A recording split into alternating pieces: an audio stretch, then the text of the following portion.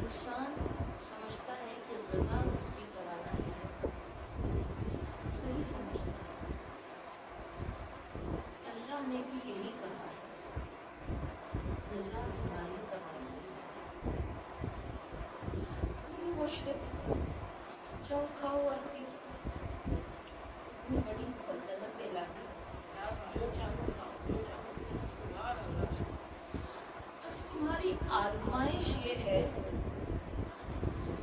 کہ بھوک سے بڑی کوئی غذا نہیں، اگر یہ سمجھ جاؤ تو پھر تم وہ کھاؤ گے اور وہ پیو گے جو تمہارے باطنی روح کو قوی کرتا ہے۔ بھوک سے بڑی کوئی غذا نہیں ہے، کیونکہ جسے بھوک نہیں لگتی ہے، جسے بھوک نہیں لگتی ہے وہ یا بیمار ہوتا ہے یا مردہ ہوتا ہے۔ زندگی کی علامت ہے بھوک، زندگی اور صحت کی علامت ہے۔ لہٰذا یہ وہ دسترخوان ہے، یہ وہ دسترخوان ہے جو روح کو سہلاتا ہے، جو روح کو سہلاتا ہے۔ اس کے دسترخوان پر بیٹھ کر اگر کوئی تشنا اٹھے تو اس کو جان سے مار دینا چاہیے۔ ہاں، علی کی چوکھٹ پر بیٹھا ہوا عرصوں سے ایک آنکھیں مانگ رہا ہے، میرے مولا کو بدنام کرتا ہے۔ ہاں، میں جا رہا ہوں زیارت کرنے، واپس آؤں اور تیری آنکھیں نہ آئیں تو میں تجھے جان سے مار دوں۔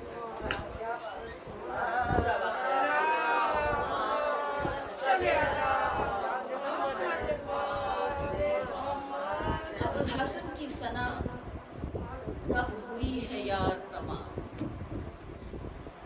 علی زباں پہ، علی ذہن میں، علی دل میں، یہی ہے میرا سر و بر و رفت و دار تمام۔ یعنی میری توجہ کا مرکز بھی یہی ہے، میرا زادیرہ، میرا نان نفقہ بھی یہی ہے، برکت، میرا رفت یعنی میری جو آمد و رفت ہے وہ بھی اسی نام سے جاری و ساری ہے، اور میرا بار بھی یہی ہے۔ کبھی اس کا بار میں اٹھاتا ہوں تو میرا بار وہ اٹھا لیتا ہے، اسے ہم مشکل کشائی کے نام سے جانتے ہیں۔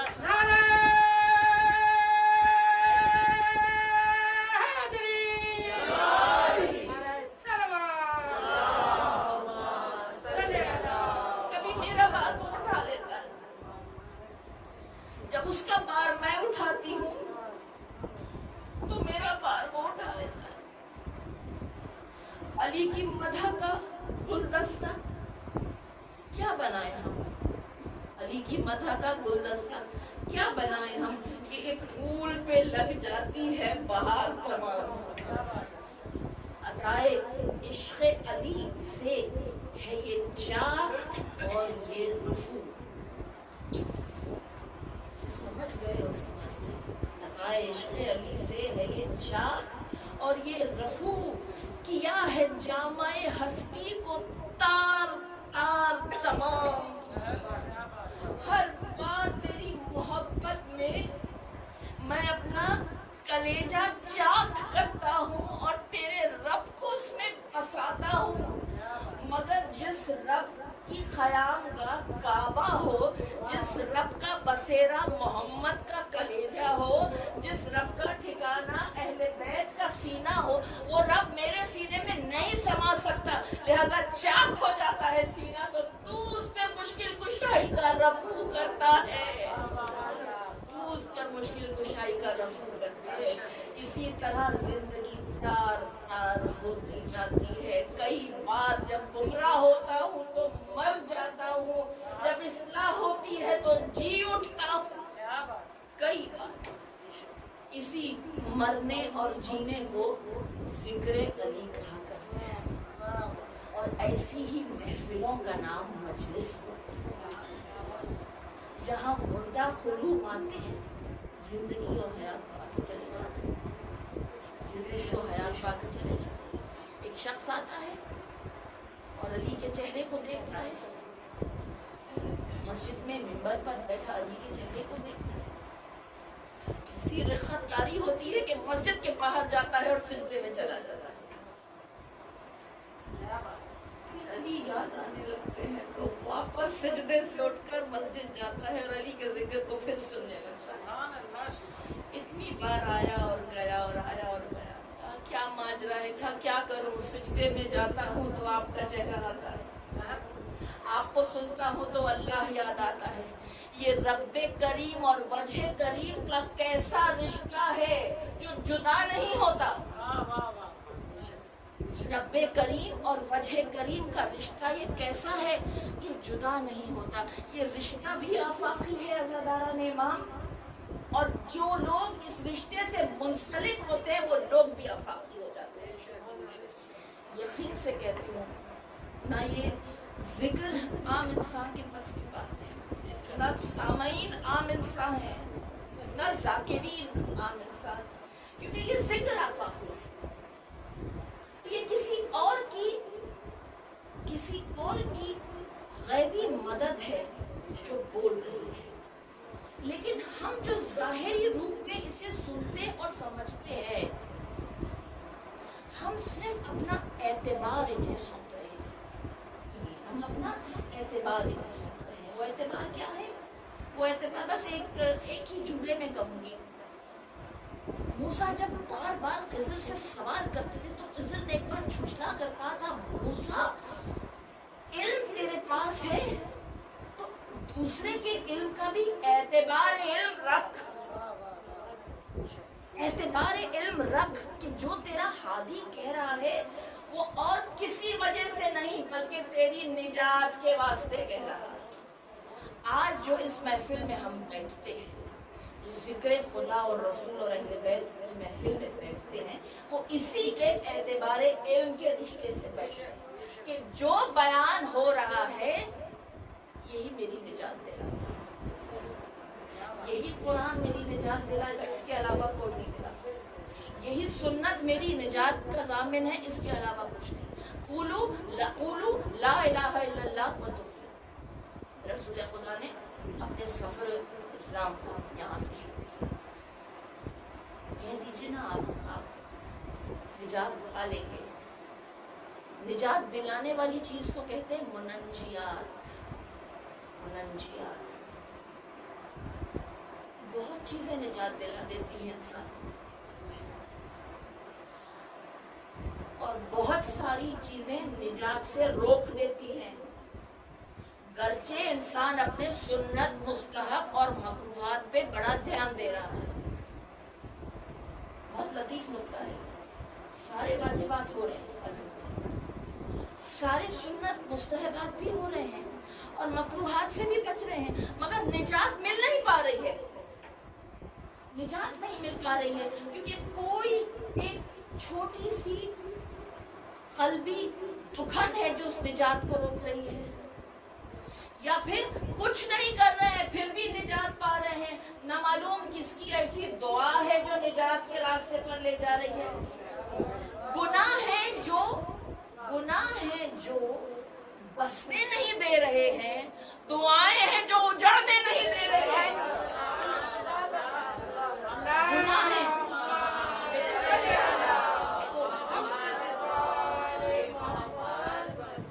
ہیں بسنے نہیں دیتے، کسی کی آہ ہے جو بسنے دعا ہے جو جڑنے دے، کسی کی دعا ہے جو جڑنے دے.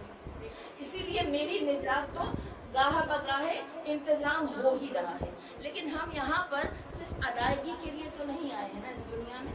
یہ جو آپ کے آگے ایک فہرست مختصراً بیان کی، سنت، مستحب، وقا، سب بہترین نیکیاں، صرف ان کی ادائیگی کے لیے تو نہیں آئے ہیں، ان کی قبولیت کے لیے آئے ہیں.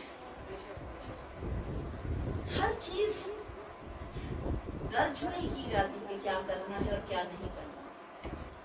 ہر چیز درج نہیں. اچھا پھر آپ کیسے کہہ سکتے ہیں ہر خشک و تر کا علم قرآن میں ہے؟ کیا قرآن تو بہت کچھ کہتا ہے، مگر قرآن کو سننے والے کان چاہیے، قرآن کو سمجھنے والی عقل چاہیے.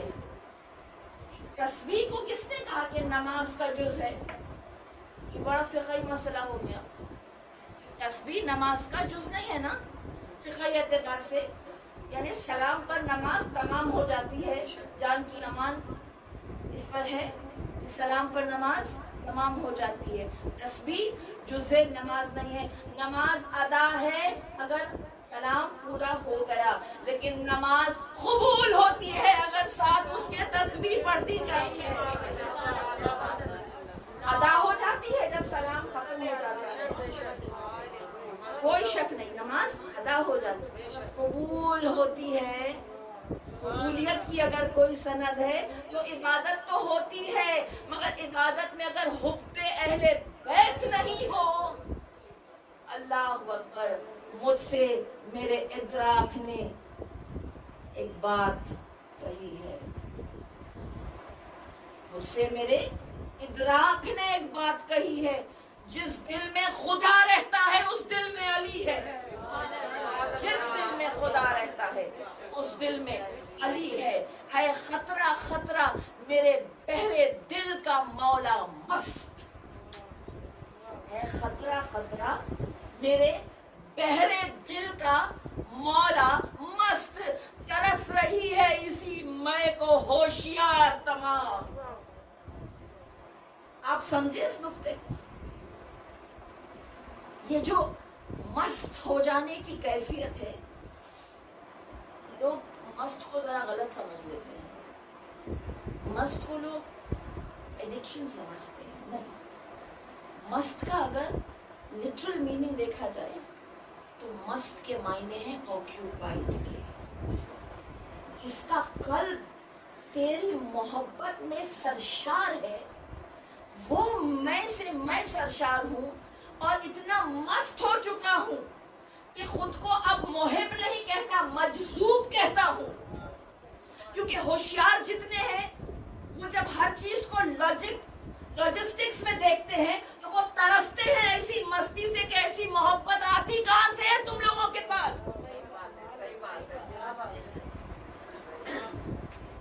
ہوشیار ملاقات کو موت کہتا ہے، محبوب موت کو ملاقات کہتا ہے. ہوشیار ملاقات کو کہتا ہے موت، محبوب موت کو کہتا ہے یہ موت نہیں ہے، یہ تو ملاقات ہے میرے مالک سے. اور مجذوب اس کیفیت کو زیارت کہتا ہے. بس زیادہ نہیں کہنا. جو زیارت علی کر لے، چاہے اس کی زری کی صحیح، چاہے اس کے شہر کی صحیح. میرا تو ایسا ماننا ہے کہ نہ مولا اس زری میں ہے، نہ مولا اس حرم میں ہے. مولا تو ہر اس جگہ ہے جہاں وہ مجذوب ملاقات کی تلاش میں اسے پکارتا ہے. ہر اس جگہ ہے، ہر اس جگہ ہے. جب اس کیفیت سے انسان اللہ کی طرف جاتا ہے تو رومی بہت خوبصورت جملہ کہتا ہے کہ تو جسے کھوج رہا ہے وہ بھی تجھے کھوج رہا ہے. تو جسے کھوج رہا ہے وہ بھی تجھے کھوج رہا ہے. کیونکہ مجذوب کی جب ایک اور ڈیفینیشن نکالی گئی تو صوفی لٹریچر میں مجذوب اسے کہتے ہیں، مجذوب اسے کہتے ہیں جو حق کی طرف کھینچا چلا جاتا ہے. مجذوب پاگل کو نہیں کہتے. کیا ہو گیا ہے؟ پاگل تو کوئی چیز ہوتی ہی نہیں ہے. آپ کو ایک چھوٹی سی روایت یاد دلاؤں. ایک بار رسول خدا جا رہے تھے, کہیں سے مجمع میں دیکھا ایک دیوانہ تھا, وہ کچھ حرکتیں کر رہا تھا, لوگ دیکھ کے اسے ہنسنے لگے. رسول نے کہا کیا کر رہے ہو, اس کا مذاق اڑا رہے ہو؟ کہا یا رسول اللہ پاگل ہے. وہ پاگل نہیں ہے, وہ بیمار ہے. بیمار ہے, پاگل نہیں ہے, بیمار ہے. پاگل تو وہ ہے جو اپنے ذہن سے, اپنی صلاحیتوں سے, ہر اللہ کی دی ہوئی نعمت کے باوجود اپنے رب تک پہنچ نہیں پاتا ہے. وہ انسان ہے جو ذہنی طور پر مفلوج ہو گیا ہے, بیمار ہے. تو مجذوب وہ ہے جو حق پرست ہو. جب حق کے متلاشی کسی کو پہچانتے ہیں اور آگے بڑھتے ہیں تو جو نجات کا راستہ ہے, وہ اسلام اسی لیے ضرورت پیش ہے. اسلام کی, مذہب کی ضرورت اب آتی ہے. پہلے تو آپ نے اس کی ضرورت کو محسوس کیا, کیوں؟ پھر مذہب کی ضرورت اس لیے ہے کہ میں نجات کیسے پاؤں, نماز پڑھوں تو کیسے پڑھوں, روزہ رکھوں تو کیسے رکھوں, حج کروں تو کیسے کروں. تو 40 برس تک رسول اللہ کیا کر رہے تھے؟ نہ نماز پڑھ رہے تھے, نہ روزہ رکھ رہے تھے, نہ حج کر رہے تھے. کیا کر رہے تھے 40 برس تک رسول اللہ؟ کیونکہ رسول تو رسول ہے,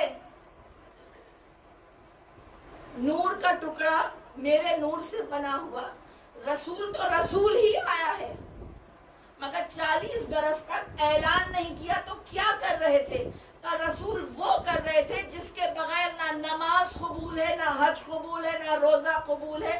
رسول مکارم الاخلاق کر رہے تھے, مکارم الاخلاق کر رہے تھے, جو ایام سیام میں رسول کا جد کا, رسول کا وارث, علی کا بیٹا, علی کا پوتا, ایک تحفتاً دعا آپ کی نظر کر گیا.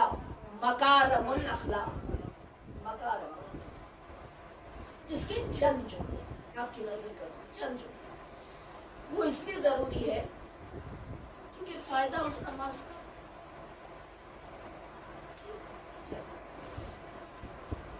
پہلا جملہ مکارم الاخلاق میں امام فرماتے ہیں, میں آ رہا ہوں تیری جانب مغفرت کی طرف, معافی کی تلاش میں اور بخشش کا مشتاق. مغفرت اور معافی اور بخشش جسے مل جائیں یہی تو معرفت ہے. پھر اللہ وہ قلب مشتاق, وہ قلب مشتاق جو للک, جس کی اندر اللہ تک پہنچنے کی خواہش ہو, ایسا قلب مشتاق اگر کسی کا ہے تو وہ کبھی بھی قلب گستاخ نہیں ہوگا. یہ جملے تک لانا ہے, قلب گستاخ کبھی نہیں ہوگا. دیکھیے ہم اس دنیا میں آئے ہی جانے کو ہیں. پہلی بات, اگر آئے ہی جانے کو ہیں تو یہ دنیا بھی تیری ہے اور وہ دنیا بھی تیری ہے. نہ یہ دنیا بری ہے نہ وہ دنیا بری ہے. اس دنیا میں مجھے ایسا جلا جیسا تیرے نائبین جی کر گئے تو اس دنیا میں میں ویسا جیوں گا جیسا حشر تیرے نائبین کا ہوگا, جو انجام تیرے نائبین کا ہوگا. پھر امام فرماتے ہیں اس کے لیے میری نیت کو خالص کر. اللہ اکبر, بہت خطرناک جملہ ہے. میری نیت کو خالص کر. جیسی نیت ہوگی ویسی تاثیر ہوگی. ہم تسبیح پڑھتے ہیں اور سیدہ تسبیح پڑھ لیں. سیدہ تسبیح پڑھتی ہے تو چکی بھی چل رہی ہے, جھولا بھی جھلایا جا رہا ہے اور کام بھی ہو رہے ہیں گھر کے. تسبیح وہ بھی ہے, تسبیح یہ بھی ہے. جیسی نیت ویسی تاثیر, جیسی نیت ویسی تاثیر. لہذا جب انسان یہ کہتا ہے کہ پروردگار میں تو تجھے پکار رہا ہوں خلوص نیت سے, میں تو تیرے آگے عبادت کرتا ہوں خلوص نیت سے تو پھر اس کی تاثیر نظر کیوں نہیں آتی؟ یہ نہ کہو کہ رب سنتا نہیں، یہ کہو میں کہتا نہیں، کیونکہ شور میں اور مناجات میں بڑا فرق ہوا کرتا ہے۔ شور ہر ایک حاجت کو کہتے ہیں، مناجات اس حاجت کو کہتے ہیں جو نجات کی طرف لے جائے، اور مناجات صرف ایک ہی ہے، خدا کرے کہ نبی و علی کو دیکھوں میں، خدا کرے کہ نبی و علی کو دیکھوں میں، میری حیات میں ہو دور انتظار تمام، خدا کرے کہ نبی و علی کو دیکھوں میں، میری حیات میں ہو دور انتظار تمام۔ بہت بہت قلب مشتاق ہے دیکھنے کا نبی و علی کو، تو دیکھو دیکھو دیکھو۔ پاک غذا، پاک غذا اور پاک فضا، یہ دو چیزیں اگر نصیب ہو جائیں تو آنکھوں کے آگے سے پردے اٹھ جاتے ہیں غیبت کے۔ اور آج امت مسلمہ کی بد نصیبی انہی دو چیزوں میں آ کر پھنس گئی ہے۔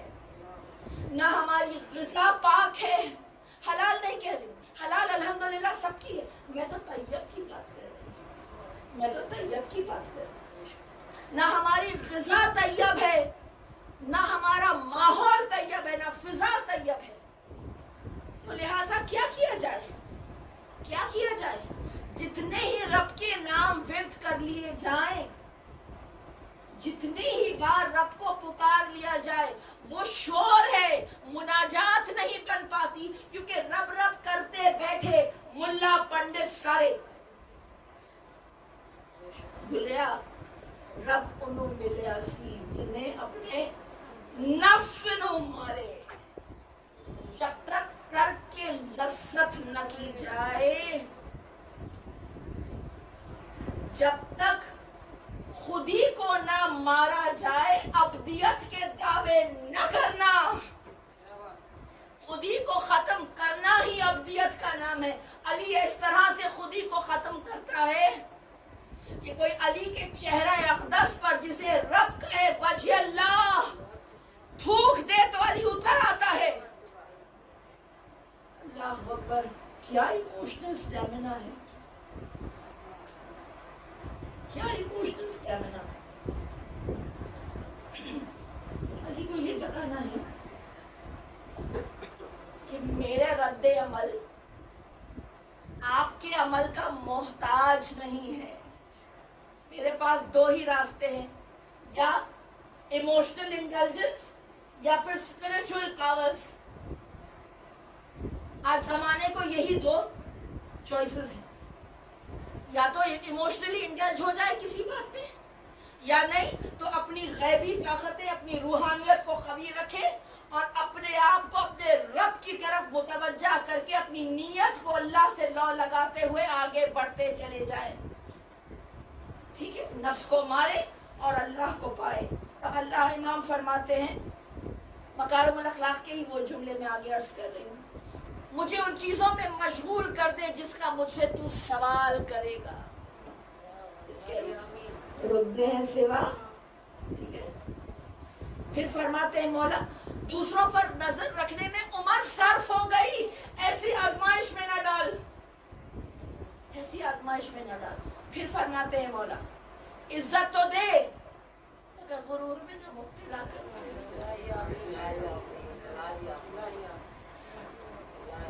مجھے سر نہیں جھکوانا ہے، مجھے قلب جھکوانا ہے۔ عزت تو دے، غرور میں مبتلا نہ کرنا، ایسا نہ ہو کہ کسی کی انگلی اٹھے بلکہ یوں ہو کہ دستے دعا اٹھا جائیں۔ عزت دے، عزت دے۔ پھر کہا عبادت ایسی بہترین کروں لیکن خود پسند نہ ہو جاؤں۔ پھر کہا فیض تو کروں دوسروں پر مگر احسان نہ جتاؤں۔ پھر کہا اخلاق تو میرا بلند کر مگر مجھے فخر و مباحات میں نہ مبتلا کر دینا۔ دیکھیے یہ در کیسا در ہے، جو جس نیت سے آتا ہے وہ اس کا پاتا ہے.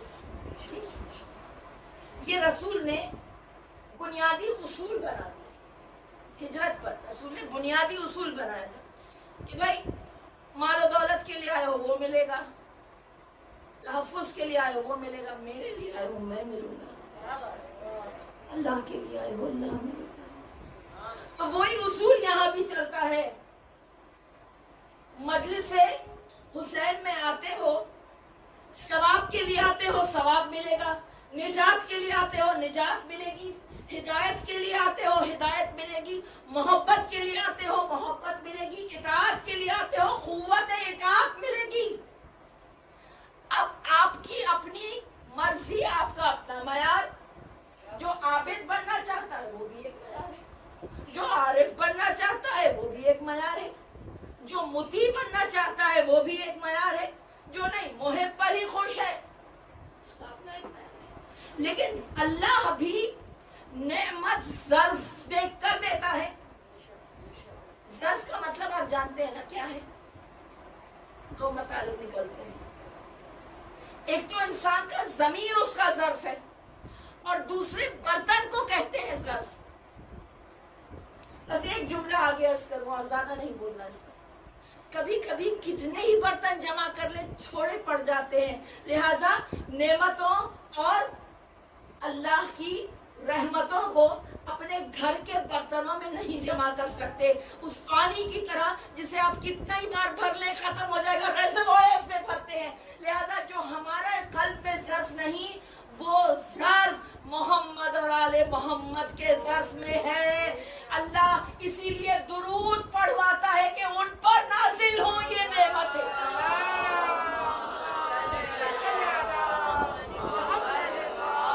مجھ پر نہیں نازل کر, کیونکہ کوئی ظرف ہی نہیں, ظرف ہی نہیں. ان پر نازل کر جن کے قلوب میں خدائی سماتی ہے, ان پر نازل کر. جب جب مجھے حاجت ہو انہیں میرے لیے واسطہ و وسیلہ قرار دے دے. جو انداز تیرا ہے, تو نے جب جب چاہا کہ اپنی آیتیں سنواؤں تو نے محمد کو وسیلہ بنا لیا. اب میں جب جب چاہوں کہ اپنی مناجات بھیجوں میں محمد کی آل کو واسطہ بنا کر اوپر بھیجتا. یہی ڈاکٹرن ہے, یہی ڈاکٹرن ہے رسالت اور امامت کی. یہی رسالت اور امامت کی ربط ہے کہ 40 برس کے بعد رسول اعلان نبوت کرتے ہیں, 23 برس کے بعد علی کے لیے اعلان ولایت کرتے ہیں, اور جب علی کو مولا قرار دیتے ہیں تو جس مجمع میں رسول نے یہ اعلان کیا تھا اس مجمع میں آپ جانتے ہیں کون کون تھا؟ دشمنان رسول, دشمنان علی, دشمنان اسلام. محب بھی تھے, دشمن بھی تھے. اچھا کچھ ایسے لوگ بھی تھے جو نہ دشمن رسول تھے نہ محب رسول تھے, مغرور تھے, اپنی ذات کی نجی تھے, خود پرست تھے. انہیں فرق نہیں پڑتا تھا اسلام سے, نہ محمد سے, نہ علی سے. لیکن ہر قسم کے افراد تھے اس میں. لیکن مجال نہیں تھی کسی کی کہ یہ کہہ دے یا رسول اللہ آپ اپنی برابری علی سے کر رہے ہیں, آپ یوں کہہ رہے ہیں کہ جس جس کی پر میں حق تصرف رکھتا ہوں وہی حق تصرف میں علی کو دیتا ہوں, میں جس کا مولا علی اس کا مولا برابری پر نہ دے. مجال نہیں تھی. کیوں نہیں تھی؟ اس لیے کیونکہ امام کہتے ہی اسی کو ہے جو بعد از رسول رسول جیسا لگے. جو بعد از رسول رسول جیسا لگے. امام تو کہتے ہی اسی کو ہے, امام تو کہتے ہی اسی کو ہے. جب بعد از رسول رسول جیسا علی کو پایا تو علی نے اپنے آپ ایک اعلان کر کے کہا میں نے تو اونٹنی کے بچے کی طرح رسول کے پیچھے پیچھے چلا, اونٹنی کے بچے کی طرح تعالی کی ہے میں نے رسول کی. آپ سب جانتے ہیں نا اونٹنی کا بڑا اونٹنی, ماں اونٹنی جو پیر کا نشان چھوڑتی ہے, اچھا اسی پیر پہ پیر رکھے، اسی کو کہتے ہیں نقش پا، نقش پا، نقش پا۔ علی نے کہا تم ہمارے نقش پا اس لیے چلو کیونکہ تم دیکھ نہیں سکتے، ہم دیکھ کر چل رہے ہیں۔ بہت گہرا نقطہ ہے یہ، تم دیکھ نہیں سکتے، ہم دیکھ کے چل رہے ہیں، تم نہیں دیکھ سکتے نا۔ ہاں اگر نقش پا تو دیکھ سکتے ہو، ویژن اتنا نہیں ہے، بینش اتنی نہیں ہے کہ علی اور نبی کو دیکھ سکوں، راستہ نہیں دیکھ سکتا، میں دیکھ کر چل رہا ہوں، میرے تم نقش پا میرے پیروں کے نشان پر اپنے پیر کے نشان رکھ اور چل، تو ایسا ہی ہوگا جیسے ہماری آنکھوں سے ہدایت پا رہے ہیں، وہی دیکھو گے جو ہم دیکھ رہے ہیں۔ ٹھیک ہے، ٹھیک ہے، تو اسی کو کہا گیا، اسی تالی کو کہا گیا تلاوت کر، یتلو علیہم آیات ہی، اے حبیب ان کے آگے تلاوت کر کے سناؤ۔ جو تلاوت کا ظاہر تھا وہ تھا قرآن کا پڑھنا، اور جو تلاوت کا باطن تھا وہ تھا تزکیہ نفس، یعنی قرآن کا جینا۔ قرآن کو جی گیا، قرآن کے اصولوں کے تحت جی گیا، اب آؤ وَيُعَلِّمُ الْكِتَابَ وَالْحِکْمَةَ، اب تعلیم دو۔ علی کو یہ تینوں ذمہ داریاں رسول نے ولایت کے روپ میں سونپی، تینوں ذمہ داریاں۔ علی کو تو اور بھی بہت کچھ سونپا رسول، عزت و منی سونپی ہے علی کو۔ کیا اعتبار ہے علی کا، کیا اعتبار ہے رسول کو علی کو، کہ علی کو رسول نے وحی الہی سونپی اور عزت و منی سونپی۔ اب اس سے زیادہ میری گنجائش نہیں کہ کہہ سکوں کہ دونوں ہم وزن ہیں۔ قرآن کی آیات کا وزن اور عزت و منی کا وزن اتنا ہی ہے، اسی لیے دونوں کے مطالب مخفی ہیں، اسی لیے یہ راتیں دی ہے تمہیں، وما ادراک ما لیلۃ القدر، قرآن کو نازل کیا۔ صلی اللہ محمد بہت ذمہ داری سے سونپا علی کو، بہت ذمہ داری سے سونپا۔ آپ یہ تعلیم بھی دیکھیے، تعلیم کا جو لفظ ہے نا، یہ میں ہماری گفتگو کر رہی ہوں، تعلیم کا جو لفظ ہے، تعلیم اول تو گہوارے سے شروع ہو جاتی ہے یا اس سے پہلے سے شروع ہو جاتی ہے۔ تعلیم ایک لفظ پر کھڑی ہونی چاہیے، کھڑی ہوتی ہے یا نہیں ہوتی وہ میں نہیں جانتی، مگر تعلیم ایک لفظ پر مبنی ہونی چاہیے، تلقین پر۔ اگر مہد میں تعلیم ہے تو لحد کے دہانے پر کیا ہے؟ تلقین۔ تو تعلیم وہی دو جیسی تلقین پڑھانا ہے، ورنہ تو جس طرح ڈاکٹر کا پرسکرپشن صرف کیمسٹ پڑھ سکتا ہے اور کوئی نہیں پڑھ سکتا، اس طرح تلقین دینے والے شانہ ہلا ہلا کے سن اور سمجھ، سن اور سمجھ، کبھی سنے ہی نہیں یہ الفاظ تو میں کیا سمجھوں، سمجھے آپ؟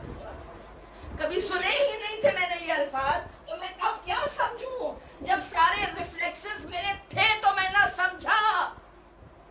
باہوش تو لیتے نہیں اس سے کوئی کام، بے ہوش کو خوراک کی ہوا دیتے ہو، تو کیسے سمجھتے؟ جو رمز تھے وہ کب میرے مفہوم سے کھلے؟ رمز یعنی قرآن کے جو آیات تھی، جو رمز تھے وہ کب میرے مفہوم سے کھلے؟ احوال کچھ حوالہ معلوم سے کھلے۔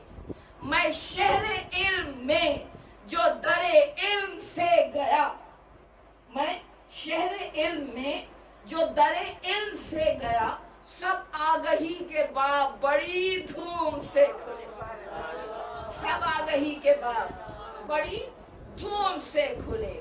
بیدار با ادب صفِ ابجد تھی سامنے، دانش گہے علی و محمد تھی سامنے۔ اس خاندان کے ہر فرد کا نام یا علی رکھا یا محمد. جس دور میں بھی تم ہو، جس دور میں بھی تم ہو، کبھی بھی دانشگاہ علی و محمد سے سوا اور جدا ہو نہیں پاؤ گے، کیونکہ تم بنے ہی تراب کے ہو اور علی بو تراب ہے. علی سے جدائی تو میری سرشت میں نہیں ہے، میری پیدائش میں نہیں ہے، میرے خمیر میں نہیں ہے، کیونکہ میں خود بنا تراب سے ہوں، تو میں بو تراب سے جدا ہو نہیں سکتا. لیکن علی میرا وہ ذمہ دار ہے، علی میرا وہ ذمہ دار ہے جو صرف تعلیم نہیں دے گا بلکہ یقین دہانی کرائے گا کہ میں بھٹکوں نہیں، نجات کے راستے تک پہنچوں، نجات کے راستے تک پہنچوں. اسی لیے قرآن میں سورہ طارق کے 2 جملے سن لیجیے بس، جس کی آگہی مختصر تھی، محدود تھی، اس کے لیے بھی قرآن نے سوال کر کے کہا وما ادراک ما طارق، تمہیں پتا ہے کیا ہے طارق؟ والنجم الثاقب، چمکتا ہوا ستارہ. بالکل صحیح، پر کیا تم جانتے ہو یہ ستارہ کون ہے؟ کیا تم جانتے ہو یہ ستارہ علی ابن ابی طالب ہے، جو راتوں کو آتا ہے اور دلوں پر دستک دیتا ہے. جتنی بھی علی دستک دے لیکن دل کے دروازے تو اندر سے کھلتے ہیں. لیکن اگر علی کے ہاتھوں کی دستک سے دروازے نہ کھلے تو مولا میری آج تجھ سے ایک گزارش ہے. ہم نے تیرے ہاتھوں کے معجزے تو بہت دیکھ لیے، آج تو اپنی ٹھوکر کا معجزہ دکھا اور ہماری مردہ روحوں کو خمبے اسنی کر کے ٹھوکر مار، ٹھوکر مار ہماری مردہ روحوں کو، پھر دیکھو ہم کیسے زندہ ہوتے. ہر بار ہم نے تمہارے ہاتھوں سے کبھی ید بیضا بن کے دیا، تم نے کبھی ید اللہ بن کے دیا، تم نے ہمیشہ تمہارے ہاتھوں نے ہماری پشت پناہی کی، ید اللہ فوق ایدیہم بن کر. ٹھیک ہے، مگر آج تم اپنی ٹھوکر سے ان مردہ روحوں کو جلاؤ، ان مردہ روحوں کو جلاؤ. کچھ مانگ لے کہ حق ہے کرم پر تلا ہوا، کچھ مانگ لے کہ حق ہے کرم پر تلا ہوا، باب قبولیت ہے سحر تک کھلا ہوا. جب اس حیات کو مانگتے ہیں، ہم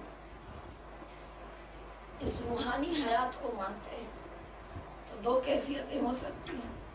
یا تو انسان دنیاوی انداز سے سیر ہو جائے، دنیاوی انداز سے سیر ہو جائے، یا پھر اب تلک جو مانگ رہا تھا وہ دینے والا بن جائے.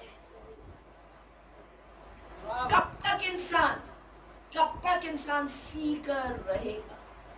کبھی تو کھوج لگانے والا پانے والا بھی ہو جائے.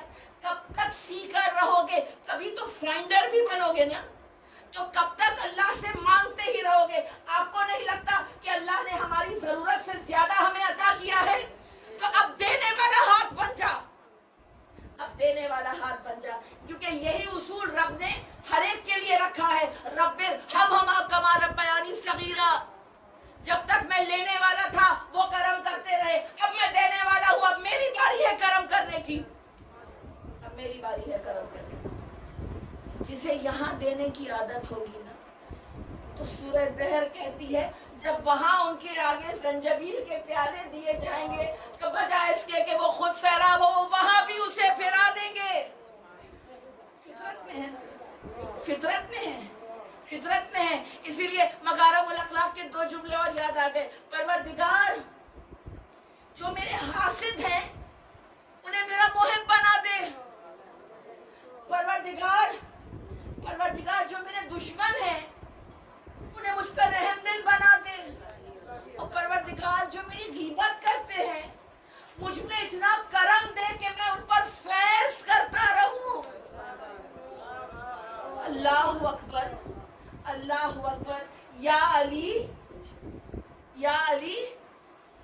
ایک بات کہی تھی امام سے, چوتھے امام سے, کہ مولا آپ اتنے زاہد, اتنے عابد, آپ کے اتنے سجدے, کہا تم نے کبھی میرے دادا کو عبادت کرتے نہیں دیکھا؟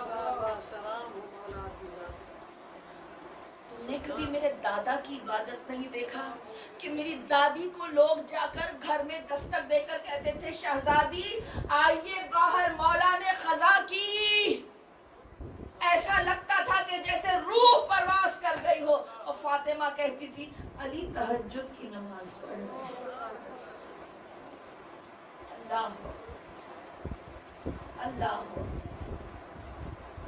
لکھا جو عریضہ بدلے سوز و گداز, میں تھا میری تنہائی تھی تا حد نیاز. رات کی تحریر سے ثابت یہ ہوا الفاظ بھی پڑھتے ہیں تہجد کی نماز. اور چوتھا امام کہتا ہے میں کیسے دعویٰ کروں تجھ سے محبت کا اور تیری غلامی کا, تیری عبدیت کا, کہ اگر میں راتوں کو اٹھ کر تیری عبادت نہ کر سکوں. اور پھر امام نے کہا صحیح تو ہے, صحیح تو ہے, جو گناہ کرتا ہے تہجد پڑھ ہی نہیں سکتا, اور جو پڑھتا ہے اللہ اسے اپنی بارگاہ سے کیا کچھ عطا کرتا ہے, کیا کچھ عطا کرتا ہے. وہ نعمتیں جو نظر آتی ہیں, جو ہمیں پتا ہے, جس کا ہم شکریہ ادا کرتے ہیں. چلیے ان نعمتوں کا شکریہ بھی ادا کرتے ہیں جو ہمیں نظر نہیں آ رہی ہے, مگر اسے نظر آ رہی ہے کہ کتنی بلاؤں کو تجھ تک پہنچنے سے پہلے روک دیا گیا, کتنی بیماریوں کو تجھ پر حملہ آور ہونے سے پہلے ختم کر دیا گیا, کتنے شر کو تیرے اطراف سے مٹا دیا گیا. تجھے اپنے حصار میں ایسا لے لیا تو اب اس کے شکرانے میں میرا ایک کام کر جا, میرا ایک کام کر جا. ایک ایسی آیت جو تا حشر حکم ہے اور بڑی جلالی حکم ہے, بہت جلالی حکم. نماز روزہ ابھی بھی جلالی کیفیت میں نہیں آئے, جمالی کیفیت میں آئے. کھڑے رہ کے نہیں پڑھ سکتے, اچھا بیٹھ کے پڑھ لو. جمالی کیفیت. بیمار ہو, اچھا قضا دینا. فقہ کے اعتبار سے, ہمیں دوبارہ عرض کر رہا ہوں, فقہ کے اعتبار سے فدیہ دینا, جو بھی طریقہ ہے اس کا, کفارہ دینا, قضا دینا. جمالی کیفیت, جمالی کیفیت. مگر ایک ایسی آیت جس میں بہت جلال ہے, یا ایھا الرسول بلغ ما انزل الیک. اعلان ولایت ایک بڑی جلالی آیت ہے. یا رسول بلغ کہنا ہے آپ کو, ولایت کا اعلان کرنا ہے لوگوں کے سامنے, اور اگر ایسا نہیں کیا تو سب کو جکارات. ہو تو رہا ہے مگر قبول نہیں ہوگا کچھ بھی, پتا تو ہے مگر قبول نہیں ہوگا. آج ایک سوال ہے میرا امت مسلمہ سے, بلکہ اہل تشیع سے ایک سوال ہے. کیا اس آیت کا مصداق کبھی ہم نے خود کو پایا؟ کیا کبھی ہم نے بلاغت کا یہ حق ادا کیا کہ جو علی کو نہیں جانتے ان کے آگے علی کا تعارف کروایا؟ تو پھر وہی جملے رسول کے میں عرض کروں کہ وہ بے دین نہیں ہے, وہ لا علم ہے, وہ بیمار ہے. بیمار کو گلے لگاتے ہیں, دھتکارتے نہیں ہیں. بیمار کو تو گلے لگاتے ہیں, وہ اس لیے یہ سب باتیں کر رہے ہیں کیونکہ وہ لا علم ہے. انہیں معلوم ہی نہیں ہے فطرت کا واقعہ, انہیں معلوم ہی نہیں ہے شخصیہ, انہیں معلوم ہی نہیں ہے کربلا کی حقیقت. اور جس کا سب سے بڑا ثبوت یہ ہے کہ کربلا کے دشت میں آدھے سے زیادہ افراد وہ تھے جو جانتے تک نہیں تھے کہ حسین کون ہے یا نہیں. آدھے سے زیادہ افراد شام میں نہیں جانتے تھے کہ یہ لوگ کون ہیں, دربار میں نہیں جانتے تھے یہ لوگ کون ہیں. تو لا علمی کفر اگر ہے تو اس کے ذمہ دار وہ ہیں افراد جو علم رکھتے ہیں. لہذا گئی ہماری، کیا کوئی ایک پڑوسی، کوئی ایک ملازم، کوئی ایک دوست، کوئی ایک چاہنے والا، کوئی ایک صاحب علم و عقل منقلب ہوا ہمیں دیکھ کر؟ کیا ہم کسی پر تھوڑا سا انفلوئنس کر سکے؟ کیا کسی کو ہم ابلیس سے جبرائیل بنا سکے؟ اگر نہیں بنا سکے تو یہ ہمارا فیلئر ہے، کیونکہ ڈونیشن کون دیتا ہے؟ خود امیر ہو، سمپل۔ عیادت کون کرتا ہے؟ خود صحت مند۔ تعلیم کون دے گا؟ عمل کی طرف، امر بالمعروف کی طرف کون بلائے گا؟ کون بلائے گا؟ بس ختم بات، ختم بات، ختم بات۔ لہذا یہ ذمہ داری تو ہماری تھی کہ علی کا دوست ہے جبریل اور عدو ابلیس، کسی ابلیس کو جبریل بنا دو اگر، تو یہ وہ ضربت ہے جو افضل من عبادت ثقلین، ہزاروں دن کی راتوں کی نمازوں سے افضل وہ ایک قلب کا منقلب ہو جانا ہے آپ کی وجہ سے، کیونکہ علی کا دوست جبریل اور عدو ابلیس یہ ایک بات میں ہے، شر نور و نار تمام۔ ٹھیک ہے، تو کر کون سکتا ہے؟ جو خود عمل پر پیراور ہو۔ تو اب علی وہ ذمہ دار ہے جو یہ دیکھے گا کہ میرے محب اس جواب دہی میں نہ آئے ہیں۔ لہذا علی اور رسول کی حدیث ہے، یا علی میں اور تم امت کے دو باپ ہیں۔ تو باپ کا کام صرف اصلاح نہیں ہے، باپ تو میک شور کرتا ہے کہ گمراہی کے راستے پہ جانے نہ پائے۔ لہذا اب علی امت مسلمہ کو حبل اللہ تھما کر ہی چھوڑیں گے، جو حکم الہی ہے۔ بس میری گفتگو تمام۔ وَتَعْصِمُوا بِحَبْلِ اللَّهِ جَمِيعًا، ٹھیک ہے، مل کر حبل اللہ کو تھام لو کہا نا، جکڑ لو نہیں کہا، باندھو نہیں کہا، آزاد چھوڑو۔ جتنا آزاد چھوڑو گے رشتوں کو، وہ پلٹ کر تمہاری جانب آئیں گے۔ کہا انہیں حبل اللہ بڑھاؤ، لیکن اللہ کی رسی ضرور ہے وہ، مگر ہاتھ تو آپ کے ہیں۔ کراریت بھی وقت جدل ساتھ چاہیے، تلوار کاٹتی ہے مگر ہاتھ چاہیے۔ تو علی کے ہاتھوں میں اس وقت تک تلوار رہی جب تک تحفظ رسول ہونا تھا۔ جب رسول وفات کر گئے، علی نے وہی تلوار اٹھائی اور نیام میں رکھ دی اور انہی ہاتھوں سے حبل اللہ کو تھام دیا۔ بس جب تک تلوار چلی وہ علی کی مجاہدانہ شجاعت تھی، اب جب تلوار نیام میں ہے یہ علی کی عارفانہ شجاعت ہے۔ علی خاموش نہیں ہے، علی عارفانہ شجاعت دکھا رہا ہے۔ کمیل سے کہتا ہے علی، کمیل اس حکمت کے اٹھانے والے ختم ہو رہے ہیں، بہت فکر ہے، اس حکمت کے اٹھانے والے ختم ہو رہے ہیں، لیکن علی اپنے رسول کی اس امت کو گمراہی کی طرف جاتا ہوا نہیں دیکھ سکتا۔ لہذا بس چند باتیں آپ کے آگے گوش گزار کرنی ہے اور گفتگو کو تمام کرنا ہے۔ بس ایک حدیث ہے جس کے ذریعے سے ہم اپنی نجات پا سکتے ہیں، ایک حدیث جس کے ذریعے سے ہم اپنی نجات پا سکتے ہیں، کیونکہ آپ لوگوں کی جو نیکیاں ہیں نا وہ آپ کے چہروں سے نظر آ رہی ہیں۔ نیکی کرنا بہت بڑی بات ہے، لیکن نیکی کو محفوظ رکھنا اس سے بڑی بات ہے۔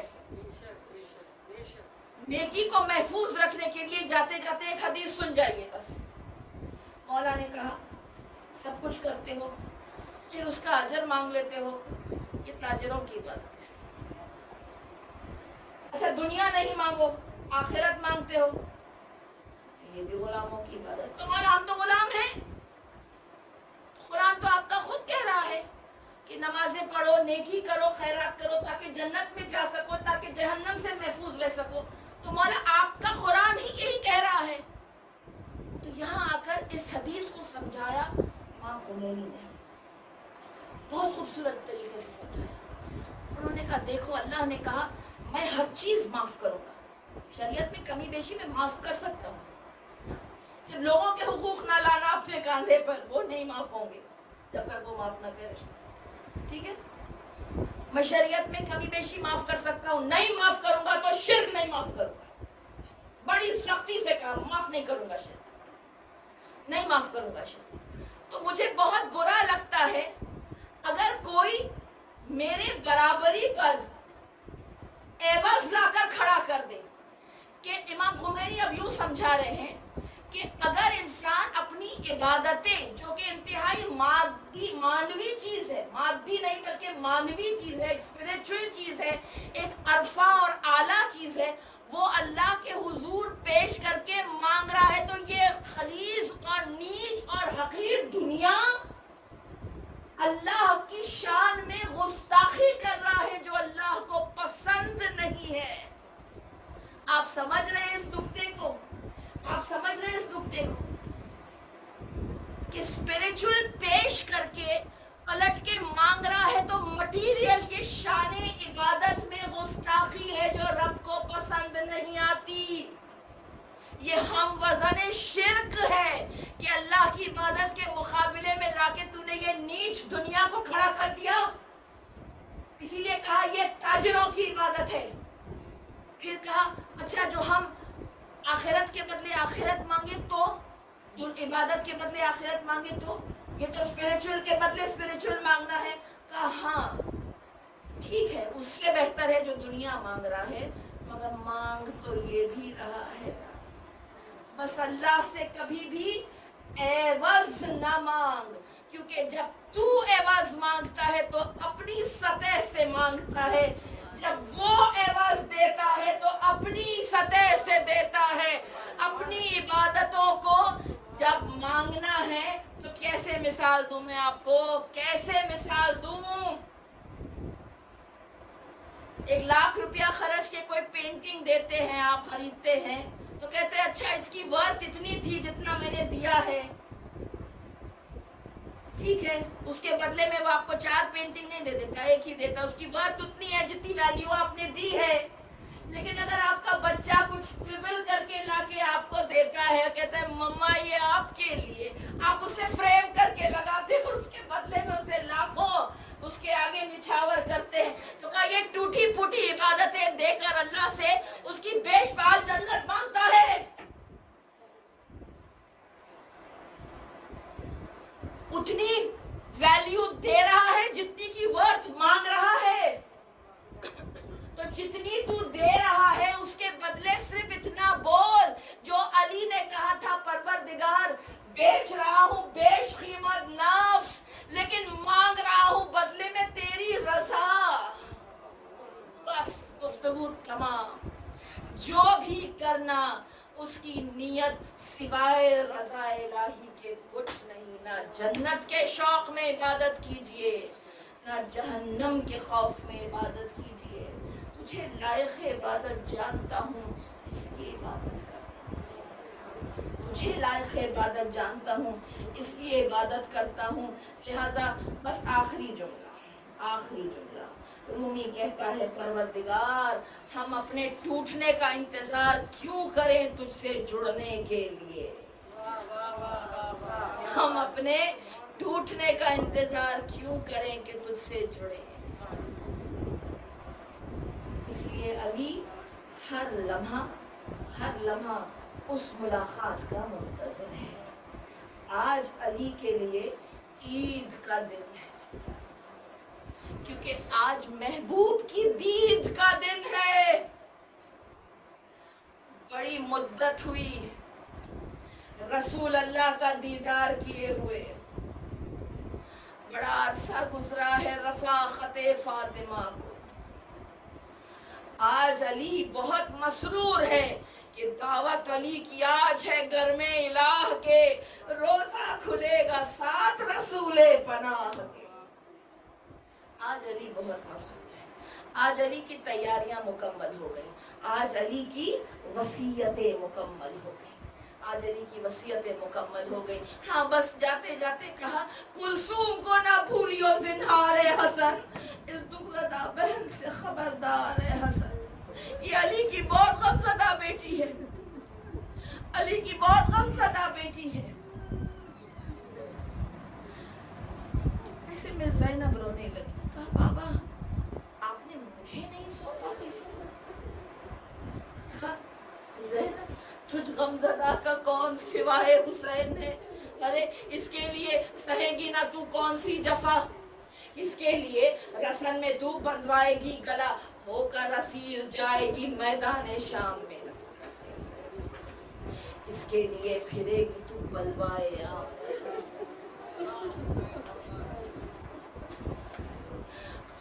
زینب کربلا کے دشت تک یہ سوچتی رہی، بابا کے جملوں پر غور کرتی رہی، جس کا عباس جیسا بھائی ہو کیا وہ کبھی اسیر ہو سکتی ہے، کیا وہ کبھی بے ردا ہو سکتی ہے؟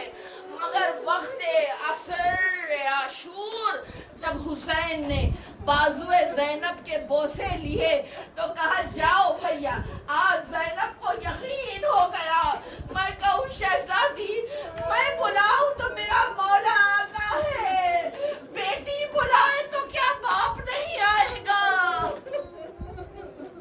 ہر منزل پر علی ساتھ ہوئے اور کہتے جاتے تھے زینب اس دم جو سر کھلے ہوئے دربار جاؤ گی، امت کے بخشوانے کو محشر میں آؤں گی۔ علی ابن ابی طالب آخری رات اب تو زہر کا اثر اتنا بڑھ گیا ہے کہ کوئی سبیل نظر نہیں آتی۔ میں نے سنا ہے صدقہ اتارنے سے بلائیں رد ہوتی ہے، آؤ میرے عباس تجھے بابا پہ وار دوں۔ کیا کر رہی ہو البنین؟ تجھے عباس کے درجے کا، عباس کے مقام کا احساس نہیں ہے، اس کا مقام حسین جانے، اس کا مقام حسین جانے۔